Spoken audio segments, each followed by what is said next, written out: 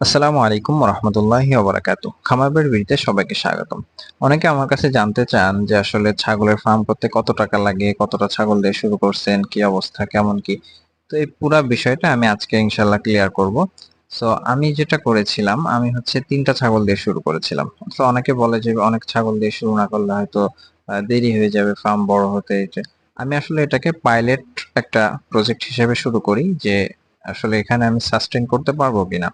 তো সেই হিসেবে আমি ৩টা ছাগল দিয়ে শুরু করি এবং আলহামদুলিল্লাহ এই ৩টা ছাগলের ১ বছরের মাথায় আমার এখানে ২ বার বাচ্চা হয় ৩টা ছাগলেরই।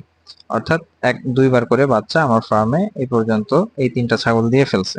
তো এর মাঝখানে যখন তারা একবার করে বাচ্চা দেয়, এর মাঝখানে আমি আরো ২টা ছাগল এড করি এদের সাথে। মোট হয়ে যায় আমার ৫টা মা ছাগল।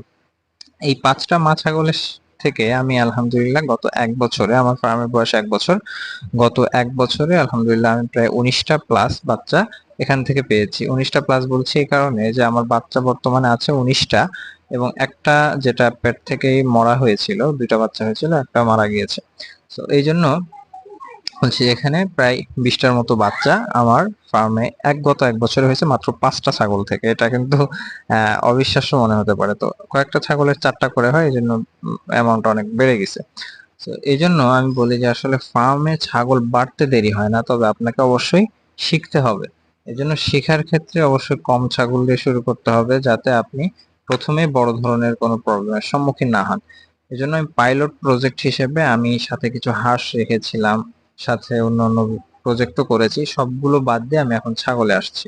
কারণ আমি প্রত্যেকটা প্রজেক্টে অ্যানালাইসিস করে দেখেছি এবং আমার কাছে ছাগলটা মনে হয়েছে যে এটা সাস্টেনেবল এবং আমার আয়ত্তের মধ্যে, অর্থাৎ আমার খরচের ক্যাপাবিলিটি যেমন আছে তার মধ্যে এটা পড়ে।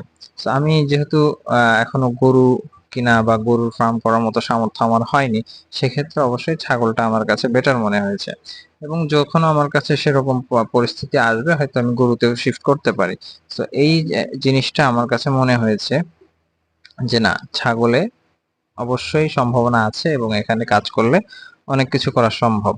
এজন্য পাইলট প্রজেক্ট করাটা খুবই গুরুত্বপূর্ণ। যদি আপনি সাস্টেন না করেন, সাস্টেন করতে পারবেন কিনা এই বিষয়টা আপনাকে চেক করতে হবে এবং এর রোগ ব্যাধি সম্পর্কে এ বিষয়ে অভিজ্ঞতা হওয়ার অনেক দরকার আছে। তো এইজন্য প্রথমেই আপনি ২০টা ছাগল দিয়ে শুরু করলে আপনি বাচ্চা তো ঠিকই ৪০-৫০টা বা বছরে আপনার ১০০টা ছাগলও হয়ে যেতে পারে। তো হতে পারে, কিন্তু আপনি সেটাকে ম্যানেজ করতে পারবেন না বা সেখানে আপনি যেটা করা দরকার, অর্থাৎ আমার পরিচিত একজন আছে যে অনেক টাকা পয়সার মালিক, তবে সে ছাগল আমার দেখাদেখি কিনেছিল এবং অনেকগুলা কেনার কারণে তার ছাগল এক ধরনের রোগ হয়। সেই রোগের কারণে প্রতিটা ছাগলই সে মারা গেছে। হয়তো কয়েকটা ছাগল এখনো জীবিত আছে, সে বাঁচাইতে পারে নাই।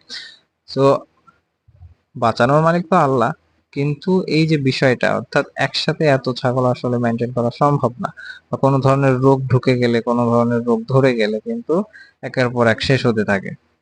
এই জন্য এই বিষয়ে আগে প্রপার অভিজ্ঞতা অর্জন করতে হবে, সবকিছু বিবেচনা করে এরপরে কিন্তু ছাগল বাড়াতে পারে। কিন্তু প্রথম দিকেই অধিক পরিমাণে ছাগল নিয়ে আপনি ম্যানেজ করতে পারবেন না, এখান থেকে ঝরে পড়বেন। তার থেকে ভালো আপনি কম ছাগল নিয়ে শুরু করেন, ইনশাল্লাহ ভালো কিছু করতে পারবেন। তো এই জন্য আমার পরামর্শ থাকবে যারা নতুন করে শুরু করতে চান তারা অবশ্যই কম ছাগল দিয়ে শুরু করবেন। যেমন আমি ৩টা দিয়ে শুরু করেছি, আজকে আমার ফার্মে মোটামুটি ৩০টার কাছাকাছি ছাগল মাত্র ১ বছরের মাথায় আলহামদুলিল্লাহ। তো এই জিনিসটাকে সবাই মাথায় রেখে, অর্থাৎ যে ছাগল বাড়াটা কিন্তু মূল ক্রেডিটের জায়গা না, আপনাকে দেখতে হবে যে আপনি এখানে সাস্টেন করতে পারেন কিনা। তো সকলে ভালো থাকবেন, ইনশাল্লাহ আমাদের জন্য দোয়া করবে, আল্লাহ যেন আমাদের ব্যবসায় বারাকা দান করেন।